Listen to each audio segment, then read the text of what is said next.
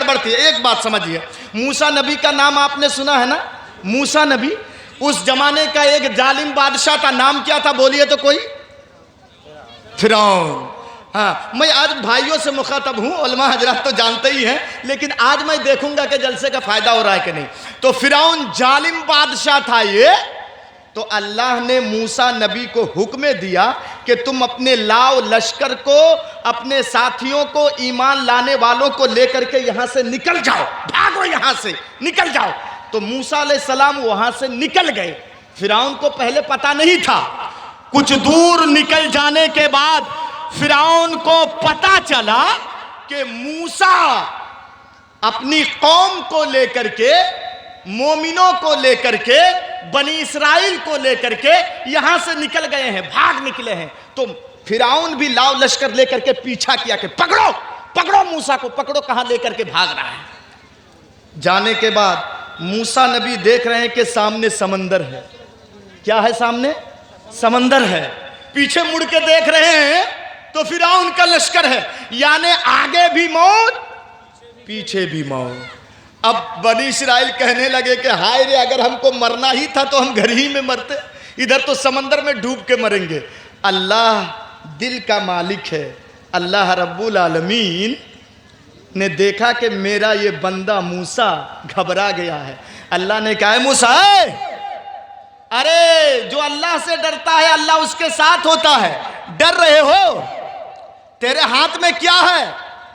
मूसा नबी हमेशा हाथ में एक चीज लेके चलते थे, आप लोगों को मालूम है क्या? लाठी, आसा।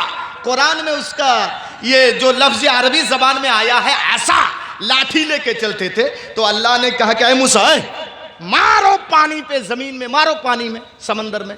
जैसे ही मूसा ने मारा पानी में तो अल्लाह ने समंदर को हुक्म दिया, आए पानी, आए, खड़ी हो जा, और सूखी रास्ता बना दे इनके लिए। तो रास्ता बन गया। तो मूसा और उनके मानने वाले उस सूखे रास्ते से निकल गए। ऐ इस्लामपुर के भाइयों, वो अल्लाह जो पानी में रास्ता बना सकता है, वो अल्लाह जो पानी को रोक के रख सकता है, क्या वो अल्लाह बिगड़ी हुई ईवीएम मशीन को ठीक नहीं कर सकता है? हा? ईमान अगर सही हो तो मुसलमान अगर पानी में फूंक मार दे तो पानी में आग लग जाएगा, लेकिन ईमान ऐसा होना चाहिए। हम कहते हैं कि बीजेपी आ गई, मशीन गड़बड़ थी, नहीं, मुसलमान गड़बड़ हैं। हमारे अमाल, हमारे करतूत, हमारे वोट बिखर जा रहे हैं, बटे जा रहे हैं।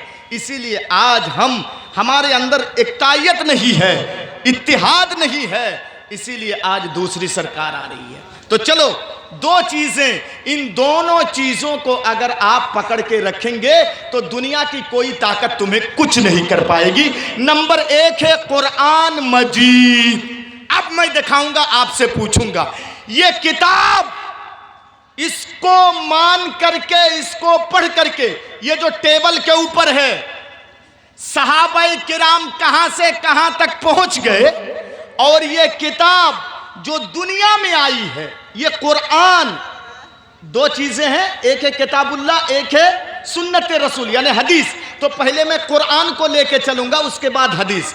ये कुरान जो दुनिया में आई है, ये किताब तो जहां जहां जहां जहां से होकर के दुनिया में आई है, हर एक की फजीलत को, हर एक के मर्तबा को इस कुरान ने बढ़ा दिया है। यही दिखाऊंगा कि कुरान ने अगर दूसरों की फजीलत बढ़ा दी है तो हम इंसानों की फजीलत कैसे नहीं बढ़ेगी।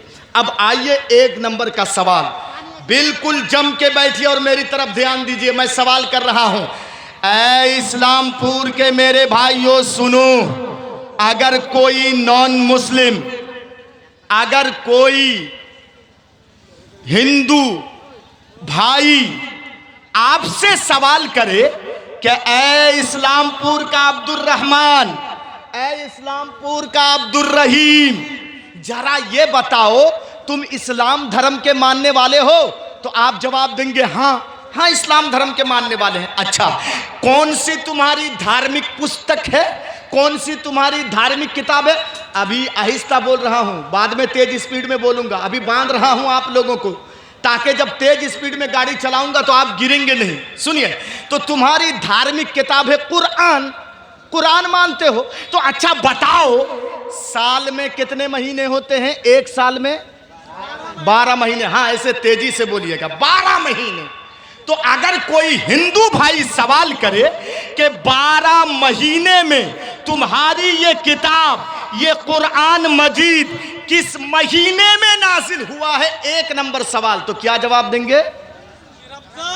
रमजान के महीने में। माशाअल्लाह, शायद ये खुतबा में सुने हैं इसीलिए जवाब दे दिए। हाँ, रमजान के महीने में। मैं 5 सवाल करूंगा, देखो जवाब दे पा रहे हैं कि नहीं। रमजान के महीने में ये कुरान नाजिल हुआ है। तो अब आइए मैं क्लियर बता दूं, क्लियर। महीने के एतबार से सब बराबर है। नवंबर महीना, दिसंबर का महीना, जनवरी का महीना, फरवरी का महीना, सब बराबर है। महीना 29 दिन का होता है, 30 दिन का भी होता है, और अंग्रेजी के हिसाब से महीना 31 दिन का भी होता है। तो महीना होने के एतबार से तो सब बराबर है, लेकिन मकाम मर्तबे की हैसियत से अगर देखा जाए तो रमजान के महीने को जो फजीलत हासिल है वो दिसंबर महीने को है नहीं। तो अब बताइए आप लोग कि रमजान महीने को हीरो किसने बनाया? किसने? तेजी से बोलिए, रमजान महीने को हीरो किसने बनाया? कुरान ने। इसी किताब ने हीरो बना दिया रमजान के महीने को।